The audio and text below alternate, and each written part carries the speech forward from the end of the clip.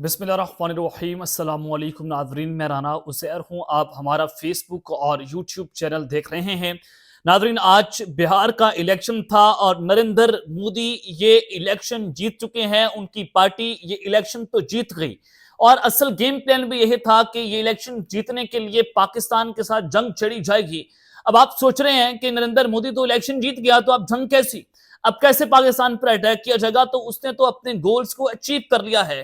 तो ये इलेक्शन जीतने के बाद नरेंद्र मोदी की जानिब से, भारतीय वज़ीर आज़म की जानिब से अपनी फौज को हंगामी ऑर्डर्स जारी कर दिए गए हैं। अहम तरीन इजलास में, हाई प्रोफाइल मीटिंग्स में क्या फैसले हुए हैं, इस वक्त भारत क्या रिपोर्ट कर रहा है, तमाम तर डिटेल्स आपके सामने रखी जाएंगी कि टैंक्स, भारतीय फौजी गाड़ियां, तमाम तर अटरली और तमाम तर फौजी साजो सामान पाकिस्तान के बॉर्डर्स पर पहुंचा दिया गया है। कुछ विजुअल्स इस वक्त सामने आ रहे हैं, वो आपके सामने रखे जाएंगे कि इस वक्त पाकिस्तान के बॉर्डर्स पर क्या सिचुएशन बनी हुई है और पाकिस्तान अचानक से हाई अलर्ट पर जा चुका है और एक बहुत बड़ा ऑपरेशन भी हमारी फौज और फजाइया की जानिब से लॉन्च किया गया है। इस हवाले से भी कुछ इंपॉर्टेंट डिटेल्स हैं, वो आपके सामने रखनी है। आगे बढ़ने से पहले मेरी आप सबसे दरख्वास्त होगी कि आपने इस चैनल को लाजमी सब्सक्राइब करना है, वीडियो को लाइक करें, शेयर करें। कमेंट सेक्शन में आपने पाकिस्तान जिंदाबाद, पाक फौज जिंदाबाद का नारा भी कमेंट में जरूर लगाना है। जनाब, आज जो भारत की जो फजाइया है उन पर क़यामत बरपा हुई। एक दिन के अंदर उनके 3 बड़े जो त्यारे हैं वो तबाह बर्बाद हुए। भारत के 3 जो ट्रेनर्स उनके एयरक्राफ्ट हैं, वो अपने मिशन के दौरान गिरकर तबाह हो गए हैं। सवाल यह है कि भारत जो है वो अपनी जंगी मशकें कर रहा है और उस जंगी मशकों के अंदर इनकी जीपीएस स्पूफिंग जो है और जो उसके अलावा इलेक्ट्रॉनिक वॉरफेयर सिस्टम है वो जैम हो रहा है, जिसके लिए भारत जो है उनके लिए दर्दसर बना हुआ है कि वो जो सिस्टम पाकिस्तान के लिए लॉन्च कर रहे थे, अब वो सिस्टम उनका गले पड़ गया है। जीपीएस स्पूफिंग के हवाले से न्यू दिल्ली के अंदर और मुंबई में इस वक्त हाई अलर्ट जारी किया हुआ है, क्योंकि और इसी वजह से इनके जंगी त्यारे जो हैं वो भी गिर कर तबाह हो रहे हैं। एक भारतीय फजाइया का तरबियती त्यारा मिग 21 यूएम मगरबी बंगाल के बॉर्डर जो बगडोगरा एयरबेस है उसके करीब मामूल की प्रवास के दौरान गिरकर तबाह हुआ। अब ये मामूल की प्रवास क्या है? देखिए, वो बिल्कुल वो मामूल के मुताबिक जा रहे थे और अचानक से तबाह हो जाना, तो ये वाज़ेह तौर पर बता रहा है कि इलेक्ट्रॉनिक वॉरफेयर जो सिस्टम जैम हुआ है उसके बाइस भारत को इस वक्त बहुत जो है वो खतरनाक सूरत हाल का सामना करना पड़ रहा है और उसका इल्जाम भी वो पाकिस्तान पर लगाते हुए आपको दिखाई देंगे। जब दिल्ली एयरपोर्ट के बाद 5 मजीद एयरपोर्ट का सिस्टम कोलैप्स कर गया, उनकी 800 के करीब फ्लाइट्स वो डिले हुई, तो उसके बाद इन्होंने कहा कि पाकिस्तान ने एक बहुत बड़ा साइबर अटैक जो है वो हमारे ऊपर कर दिया है, लेकिन उसमें कोई हकीकत नहीं थी। अब इस हादसे के अंदर दोनों पायलट, विंग कमांडर जो है और फ्लाइंग ऑफिसर, वो भी अपनी जान से हाथ धो बैठे। ये जो मैं मिग 21 की बात कर रहा हूँ, एक और त्यारा अभी इनका गिरा है आज चेन्नई के इलाके में, उसकी तफसीलात मैं अपने पिछले व्लॉग में दे चुका हूं। तो उसका जो पायलट है वो तो सेफली वो इजेक्ट करने में कामयाब हो गया। जो पायलट PC-7 त्यारा है, उनका पायलट तो बच निकला, लेकिन ये जो त्यारे हैं मिग 21, इनके 2 पायलट्स जो हैं, फ्लाइंग ऑफिसर, विंग कमांडर जो हैं, वो अपनी जान से हाथ धो बैठे हैं। तो ये भारत के लिए एक बहुत बड़ा सेटबैक है कि उनके पायलट्स भी कर रहे हैं। क्या ये टेक्निकल इश्यूज हैं, टेक्निकल ग्लिच है, या ये मिस माल फंक्शनिंग है? पायलट्स जो है उनकी तरबियत का फर्क नजर आ रहा है। तो इसके ऊपर नरेंद्र मोदी ने एक हाई लेवल जो है वो फैक्ट फाइंडिंग कमेटी जो है उसको बिठा दिया है। अब दूसरी जानिब बिहार का इलेक्शन था, बहुत सारा शोर बचा हुआ था और बिहार इलेक्शंस के हवाले से जब आपको मैं कह रहा हूं कि अगर कोई चांस था कि इंडिया पाकिस्तान पर कोई अटैक नहीं करेगा, तो आप यकीन करें उसके बाद ये तमाम चांसेस जो है वो खत्म हो गए। इंडिया पाकिस्तान पर हमला करने के बहुत करीब पहुंचा हुआ है। बड़े गौर से आपने खबर सुनी है कि इलेक्शन जीतने के बाद नरेंद्र मोदी जो है उसने अपनी फौज को क्या हुक्म दिया है। तो आज बिहार का इलेक्शन था और बिहार का इलेक्शन बहुत डिसाइसिव था और ये जो आज फेज 2 है उसका रिजल्ट आया है और यकीनी तौर पर नरेंद्र मोदी की जो जमात है वो 2/3 अक्सरियत से भी ज्यादा सीटें लेने में कामयाब होगी। जो उनकी इनका जो अलाय था एनडीए, वो 204 सीटें उन्होंने ली हैं 243 सीटों में से, यानी कि 2/3 से भी ऊपर। बाकी जो इंडिया की इंडिपेंडेंट लोग हैं 32 सीटें वो लेने में कामयाब हुए।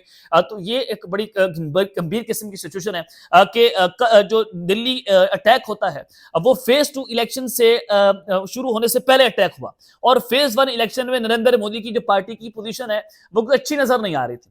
फेज 2 फौरी तौर पर होता है और उसमें आपने देखा कि दिल्ली अटैक हुआ, उसको कैश किया गया, उसका इल्जाम पाकिस्तान पर लगाया गया। पूरा भारतीय मीडिया एक ही नैरेटिव बनाता रहा, पाकिस्तान पाकिस्तान और पाकिस्तान, और ऑपोजिशन ने इलेक्शन मानने से इनकार कर दिया कि उन्होंने कहा कि ईवीएम मशीन जो है वो हैक हो गई हैं। तो इस हवाले से उन्होंने सुप्रीम कोर्ट का रुख कर लिया है। अब नरेंद्र मोदी ने दिल्ली अटैक करवाकर, ये फॉल्स फ्लैग करवाकर अपना इलेक्शन जीत लिया है। इलेक्शन जीतने में वो कामयाब हुए, क्लीन स्वीप कर दिया। अब सवाल ये है कि जो अगला इलेक्शन होने जा रहा है और ये जो 2 तिहाई उसने भी चाहिए होगी, कौमी असम्बली का जो इलेक्शन हो रहा है, तो नरेंद्र मोदी ने उस इलेक्शन से पहले नेशनल सिक्योरिटी कमेटी का इजलास बुला लिया है और अब ये पाकिस्तान पर करने जा रहे हैं अटैक। क्योंकि अमित शाह ने कल एक इजलास बुलाया हुआ था जिसमें इंटेलिजेंस चीफ के सरबराह मौजूद थे और आज अमित शाह को इन्होंने तलब किया है, नेशनल सिक्योरिटी कमेटी का इजलास बुलाया गया जिसमें हाई लेवल मीटिंग है। उसमें इंटेलिजेंस चीफ्स होंगे और इनके फौज के सरबराहान भी मौजूद हो सकते हैं, सिक्योरिटी कैबिनेट की मीटिंग के लोग वहां पर बैठे होंगे। तो नरेंद्र मोदी का ये इजलास बुलाना पाकिस्तान के हवाले से प्रपोजल्स जो मांगे जा रहे हैं कि अब हमें पाकिस्तान के साथ जंग छेड़नी चाहिए, किस लेवल पर जाना चाहिए, किस लेवल पर नहीं जाना चाहिए। तो ये एक इजलास जो है उसकी टाइमिंग्स बहुत इंपॉर्टेंट हो चुकी हैं और फिर इस सारी सिचुएशन के अंदर आप फिर ये खबर सुने कि तमाम तर टैंक्स यानी कि a good train loaded with tanks, APC and armored vehicles were spotted on Wazirabad railway station approximately 45 kilometre away from the Indo-Pak international border। ये इंडिया की खबर आ रही है कि भारत ने जो है एक बार फिर से उसमें जंगी जान जो है पैदा हो चुका है और जिस लम्हे का डर था वही नजर होता हुआ आपको दिखाई दे रहा होगा। वजीराबाद रेलवे स्टेशन है, पाकिस्तान का वजीराबाद नहीं है, इंडिया का वजीराबाद है, जहां पर भारतीय फौजी गाड़ियां, टैंक्स और एपीसी जो है उनसे लदी ट्रेन उनको देखा गया, उनकी वीडियोस भी सामने आई हैं, उनकी तस्वीर सामने आई हैं और ये वो जगह है जहां से पाकिस्तान और इंडिया का इंटरनेशनल बॉर्डर है, 45 किलोमीटर दूर है और वहां पर ये फौजी डिप्लॉयमेंट बता रही है कि इंडिया कुछ खतरनाक करने जा रहा है।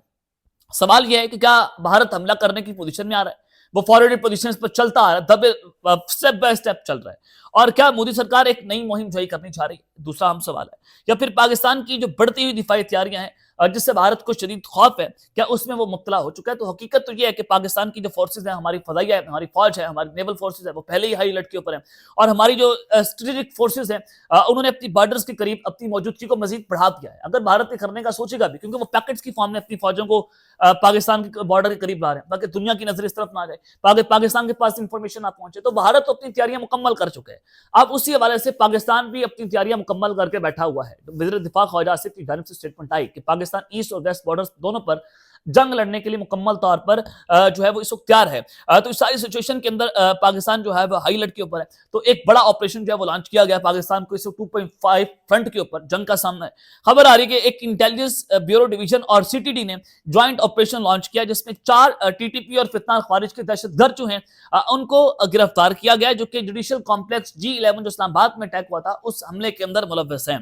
ये ड्यूरिंग क्वेश्चनिंग साजिदुल्लाह जिसका नाम शीना के नाम से जो मशहूर है, वो एक सुसाइड बॉम्बर था और वो टीटीपी का कमांडर सईदुर रहमान जो दादुल्लाह जो कि करंटली अफगानिस्तान के अंदर है, वो उनके साथ टेलीग्राम के जरिए कांटेक्ट में था और दादुल्लाह ने सुसाइड बॉम्बर्स की तस्वीर जो है वो साजिदुल्लाह को भेजी जिसने इस्लामाबाद के अंदर उसका अरेंज किया और उसके लिए सुसाइड जैकेट्स जो है वो इकट्ठी की पेशावर से और वो डायरेक्टली टीटीपी के साथ कनेक्ट की और जो अफगानिस्तान में हाई कमांड है टीटीपी की उनके साथ भी उनके राब्ते थे। तो ये 4 अफगान सिटीजन जो हैं ये जो इस्लामाबाद अटैक हुआ है उसमें गिरफ्तार हो गए, उनको पकड़ लिया गया है और उनके साथ इन्वेस्टिगेशन मजीद जारी हैं और मजीद गिरफ्तारियां जो हैं वो इस हमले के अंदर होने जा रही हैं। यानी कि पाकिस्तान अब की बार कैलकुलेटेड मूव करने जा रहे हैं। इन तमाम दहशतगर्दों को पकड़ा जाएगा, इनके सबूत इंटरनेशनल मीडिया के सामने रखे जाएंगे, इंटरनेशनल दुनिया को बताया जाएगा, आलमी दुनिया के सामने रखे जाएंगे और फिर पाकिस्तान एक कैलकुलेटेड मूव के तहत अफगानिस्तान के अंदर टीटीपी के ठिकानों पर वो तबाही मचाएगा, वो भारतीय मोहरे उड़ाएगा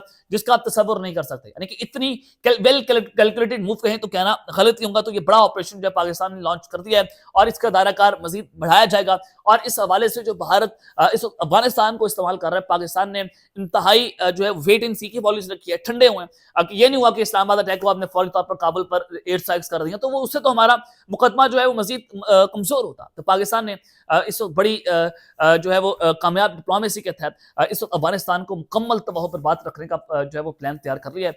तो इंशाल्लाह अल्लाह ताला पाकिस्तान की हिफाजत करेगा। अब तक के लिए अपना ख्याल रखिएगा और इस लाजमी है आने के बाद पाकिस्तान जिंदाबाद।